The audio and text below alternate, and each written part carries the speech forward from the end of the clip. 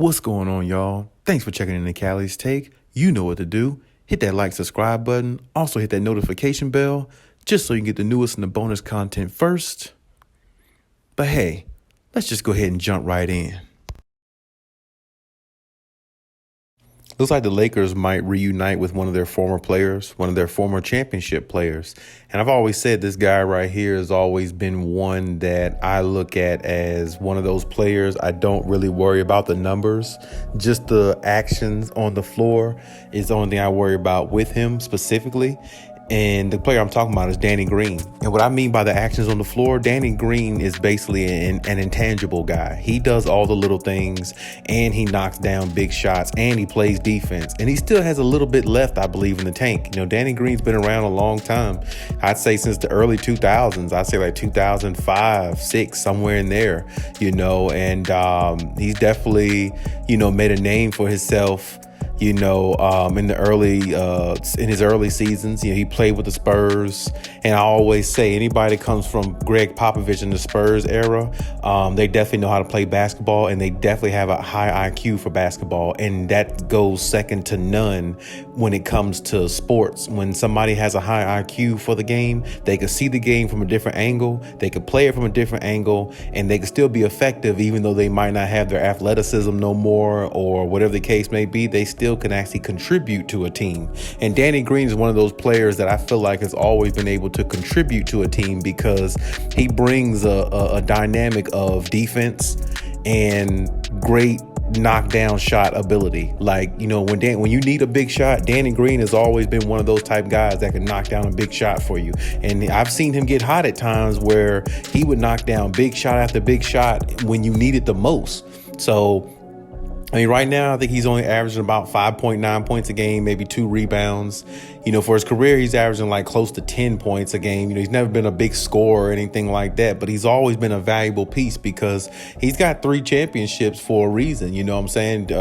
He's got 2 of them with Kawhi Leonard and 1 with LeBron James, you know, and, you know, if the Lakers decide to add him or reunite with him on the roster that they have, he'll definitely help in regards to their defensive issues.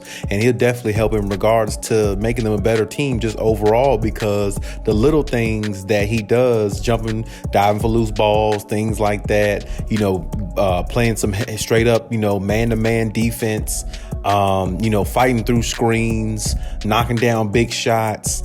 And, you know, just his presence on the floor of being that type of guy, being a leader in that type of way, you know, and then he can also show the younger guys how to play defense better and how to set their feet in certain situations, take charges, things like that. He's always been good at those type things, and he's always been valuable because, like I said, from the corner or straight away, top of the key center, you know, Danny Green has always been money from 3, you know, or like he's money when he needs to be from 3. He's not the best 3-point shooter in the league by any stretch, but he's one of the best 3-point shooters in the playoffs. And he always has been because he knocks down big shots in the playoffs to help teams win. You know what I'm saying? He's just one of those winning, intangible type guys.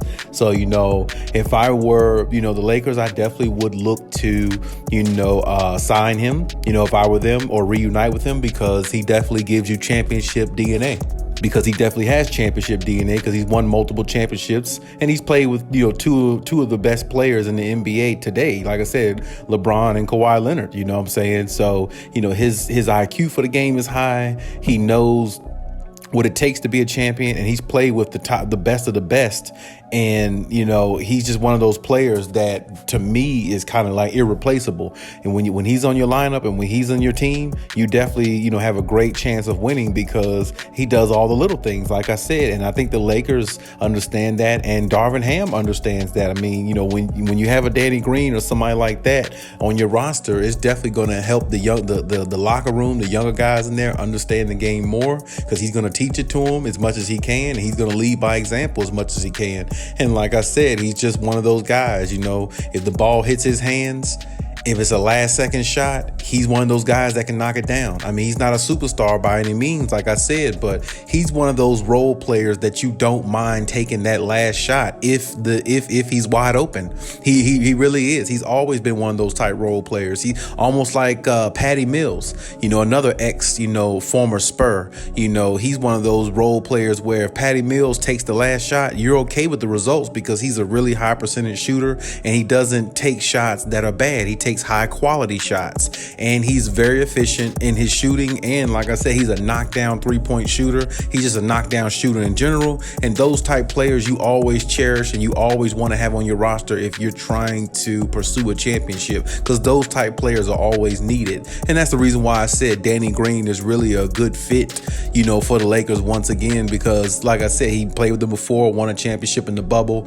and on top of that, like I said, he's exactly more or less so what LeBron needs, because LeBron needs shooters around him. That's what makes LeBron thrive the most, having shooters around him. So when he penetrates to the basket, he kicks it out to them. They find themselves wide open for a three. They spot up for it and knock it down and move on to the next possession, because that allows LeBron to have more freedom of not being double teamed and going to the paint with regularity and just having, playing one-on-one against somebody rather than being double teamed trying to pass out or, whatever the case may be. He'll get more one-on-one coverage because Danny Green is a knockdown shooter, and in the playoffs, you can't leave his side because he'll definitely make you pay. So I definitely think that's a win-win for the Lakers. So I think they definitely should, pursue him and try to go after him, because if they're trying to win another championship, I definitely think pieces like him are definitely, value them. I'm not saying that Danny Green coming to the Lakers is going to make them a championship team or anything like that. I'm just saying that, he definitely bettered their chances of at least making the playoffs and doing things a little bit more, and more than what they did last year, which was a complete, utter failure,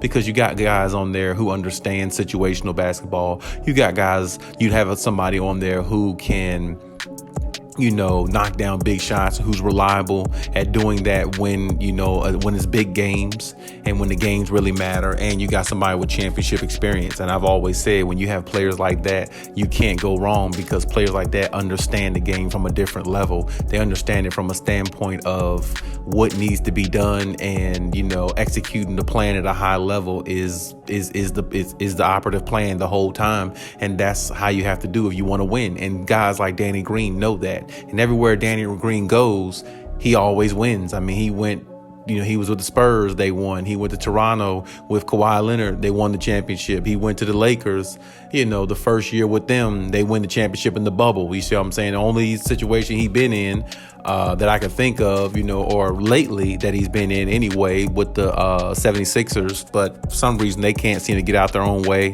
whether it's Joel Embiid or whoever the case may be. It's still always some issues there, and you're not going to win championships with Doc Rivers. That's just, the way it is.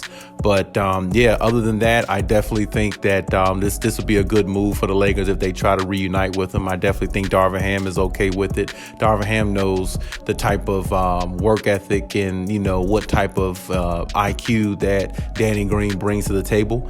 And I definitely think that if they're trying to get back on the right path of winning, having players like him with winning intangibles definitely helps their cause, and it'll definitely help them in the small ways, the little ways. Sometimes it's the little things that turn into big things over time, and Danny Green, that's a good paraphrase or way of looking at Danny Green's value. He does small things, but they turn to big things over time, because when you need him in the playoffs, he will knock down big shots and he'll be lethal at it as well. So I mean, if I was the Lakers, I wouldn't hesitate on pressing the start button on this one, and just kind of take it from there and see what else they can possibly get, or who else they possibly can get in the offseason. But hey, that's my take on everything. Leave any comments in the comment section. Check out my other videos if you haven't. And hey, Khaliis out.